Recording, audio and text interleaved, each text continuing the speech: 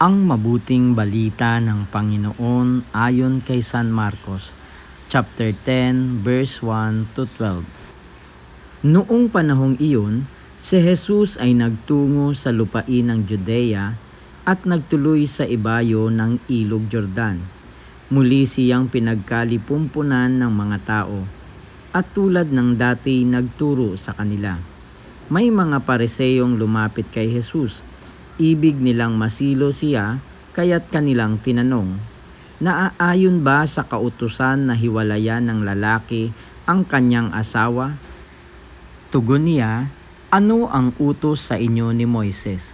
Sumagot naman sila, "Ipinahintulot ni Moises na hiwalayan ng lalaki ang kanyang asawa matapos bigyan ng kasulatan sa paghihiwalay."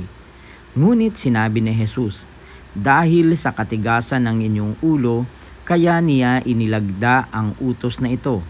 Subalit sa pasimula pa ng likhain ng Diyos ang sanlibutan, nilalang niya silang lalaki at babae. Dahil dito'y iiwan ng lalaki ang kanyang ama at ina, at magsasama sila ng kanyang asawa, at sila'y magiging isa. Kaya't hindi na sila dalawa, kundi isa. Ang pinagsama ng Diyos ay huwag paghiwalayin ng tao." Pagdating sa bahay, ang mga alagad naman ang nagtanong kay Jesus tungkol sa bagay na ito. Sinabi niya sa kanila, "Ang sinumang lalaking humiwalay sa kanyang asawa at mag-asawa sa iba ay gumagawa ng masama sa kanyang asawa. Siya'y nangangalunya. At ang babaeng humiwalay sa kanyang asawa at mag-asawa sa iba ay nangangalunya rin." Ang mabuting balita ng Panginoon.